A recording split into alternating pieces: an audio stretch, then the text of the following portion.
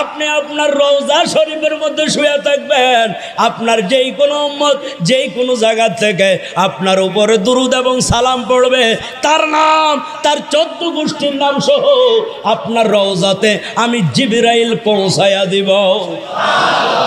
আমার রাসূল আরো বেশি কাঁদলে, জিবরাইল উম্মতের সংবাদ পাবো কি পাবো না, এই জন্য তো কাঁদলিনা। বলে কেন কাঁদলেন? বলে এতদিন আমার আল্লাহ কোরআনের আয়াত নাজিল করে দিয়ে বলেছে, মা কান আল্লাহু লিউআযিবাহুম ওয়া আনতা ফীহিম।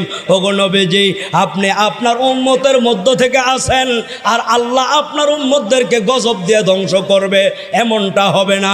এখন তো আমি দুনিয়ার থেকে চলে যাব, আমার উম্মতরা গুনাহ করবে, আমার উম্মতরা অপরাধ করবে, আমার আল্লাহ যদি এবং গোসা হইয়া আমার উম্মতদেরকে ধ্বংস করে দেয়, আমার উম্মতের জিম্মাদার কে হবে? এমনই তো আমার আল্লাহ ডেকে ডেকে বলে, জিবরাইল আমার বন্ধুকে বলে দাও, আজ থেকে আনা কাফিলুম মিনহুম, আমি আল্লাহ নিজেই এই উম্মতের জিম্মাদার হয়ে গেলাম।